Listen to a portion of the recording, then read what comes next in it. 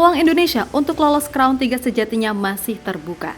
Sebab jika tim Garuda mampu mengalahkan Filipina berapapun skornya, maka 100% Indonesia akan lolos ke babak selanjutnya. Meskipun begitu, semua juga tahu kalau laga versus Filipina nanti nggak akan berjalan mudah. Sebab mereka pun pastinya juga ingin memberikan hasil maksimal di penampilan terakhir. Terlebih, pelatih mereka juga berujar akan mengalahkan Indonesia demi bisa membantu Vietnam lolos andai pasukan Nguyen mampu menang melawan Irak di Basra. Nah, yang jadi menarik, apabila Indonesia lolos dan mudah-mudahan lolos, bisa dipastikan kalau Pak Erick Thohir bersama Coach Shin akan menambah kedalaman skuad ini untuk bisa bersaing. Dan nama-nama pemain diaspora grade A lah yang jadi poin utama. Sesuatu yang pada akhirnya mematik reaksi dari beberapa negara di Asia, yang mana jika Indonesia mampu lolos ke round 3, bisa dipastikan tim ini akan jadi lawan yang merepotkan karena akan diisi skuad yang secara kualitas lebih teruji di level Eropa.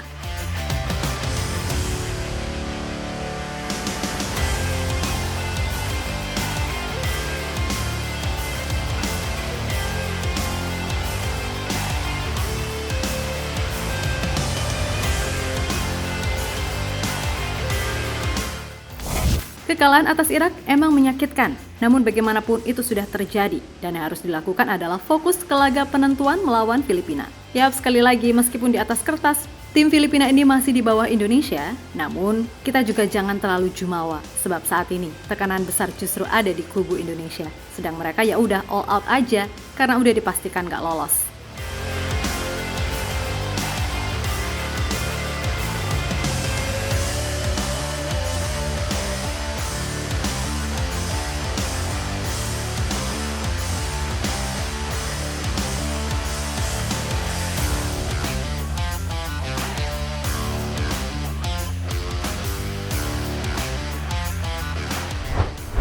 Ya, melihat gimana permainan dan komponen skuad Indonesia yang setidaknya mampu membuat Irak kesulitan dan cuma bisa menang 2 gol, hasil dari kesalahan pemain kita, harusnya si Indonesia bisa untuk melewati Filipina.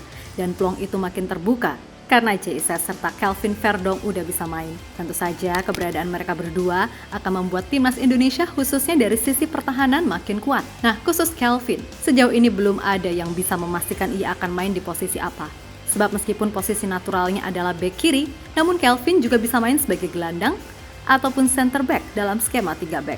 Di klubnya sendiri, musim ini Kelvin yang main 40 kali di semua ajang, tercatat 30 kali memainkan peran sebagai bek kiri dan 10 kali sebagai center back sebelah kiri. Melihat itu semua Coach Shin, kini tinggal memilih Kelvin ini mau main sebagai apa. Jika di bek kiri, maka secara otomatis posisi Shane Petinama akan tergantikan. Kemudian jika sebagai center back kiri, maka bisa jadi Rizky Ridho yang akan tergantikan karena nantinya Justin Hubner lah yang akan mengisi peran sebagai ball playing defender. Dan jika mainnya sebagai gelandang, kayaknya agak rumit karena di sana udah ada nama Nathan Chu ataupun Ivar Jenner yang siap jadi partner sang profesor Tom Haye. Intinya semua nantinya tergantung Coach Shin karena yang terpenting, mau main pakai formasi apapun, Indonesia harus mampu tampil dalam intensitas tinggi selama 90 menit agar kemenangan itu bisa diraih dengan meyakinkan.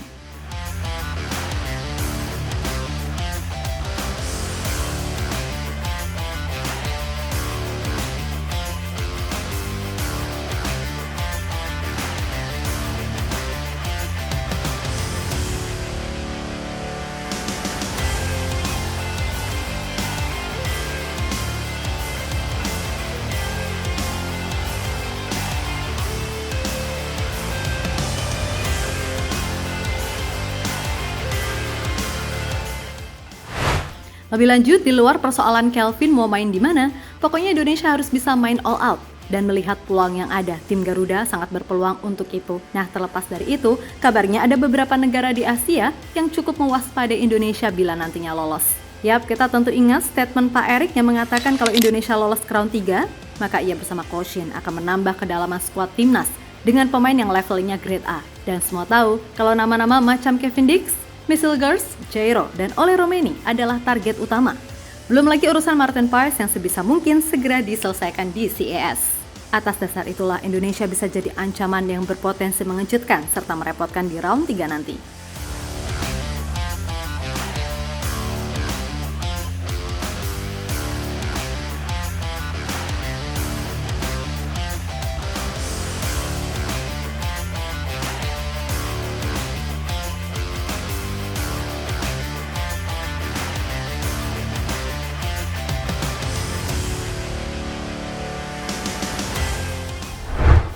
Yap, diketahui dari beberapa negara Asia, setidaknya ada 3 yang merasa demikian, yang mana mereka adalah Jepang, Australia, dan Irak.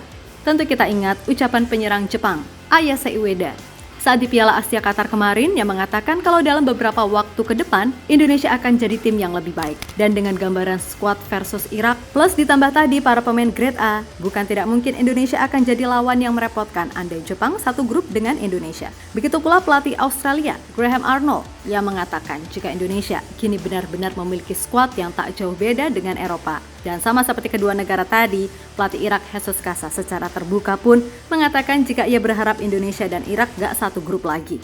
Selain mungkin dah bosan kali ya, karena di Piala Asia pun juga segrup, Jesus Casas merasa kalau timnas Indonesia akan jadi lebih lengkap bila nantinya pemain-pemain baru dari Eropa akan datang.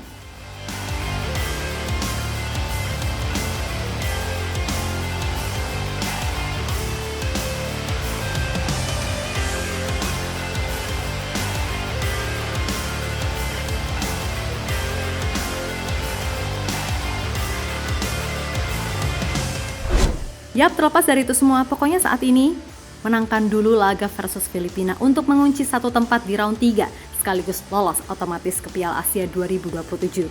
Dengan begitu, minat para pemain grade A pun jadi lebih besar untuk yakin membela Indonesia. Sebaliknya jika amit-amit kalah dan gagal lolos, ya udah, mungkin kita harus sabar setidaknya sampai bisa memastikan lolos ke Piala Asia 2027 untuk bisa melihat pemain grade A ini bergabung. Tapi ya mudah-mudahan enggak gitu juga sih. Toh secara terbuka, pemain seperti Kevin, Mes, Jairo, hingga Ole Romeni enggak menutup kemungkinan untuk join timnas Indonesia, kendati ya misal hasil di kualifikasi ini enggak menguntungkan. Intinya semua pemain timnas harus fokus dan tetap berpikir positif.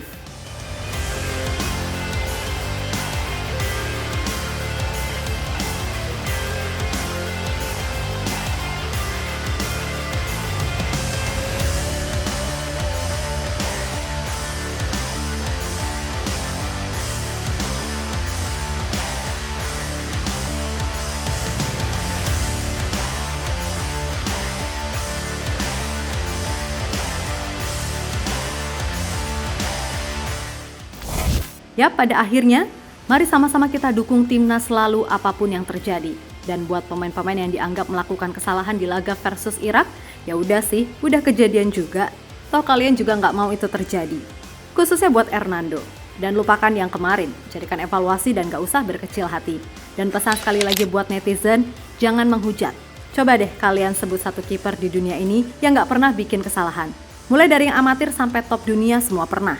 Oliver Kahn di final Piala Dunia 2002 saat melawan Brazil, Iker Casillas di Piala Dunia 2014 saat melawan Belanda, David De Gea saat melawan Portugal di Piala Dunia 2018, Gianluigi Buffon saat membela PSG melawan MU di Liga Champions 5 tahun yang lalu, sampai Manuel Neuer saat melawan Korea Selatan di Piala Dunia 2018. Dan jelas kiper-kiper top lainnya seperti Alisson, Ederson, Jan Oblak, Ter Stegen, Onana apalagi, sampai Courtois semuanya juga pernah blunder. Pokoknya buat Hernando, kesalahan itu bagian dari sepak bola. Maka dari itu, nggak usah terlalu diratapi. Buktikan jika kamu bisa bangkit. Karena bagaimanapun, kamu adalah kiper terbaik yang dimiliki timnas Indonesia sekarang ini. Masalah nanti Martin Paes join atau gimana, ya udah nggak apa-apa. Tetap bersaing secara sehat dan belajar dari dia, kan gitu. Dan untuk semua penggawa timnas, ayo semangat, masih ada satu kesempatan. Jadi tolong maksimalkan, oke?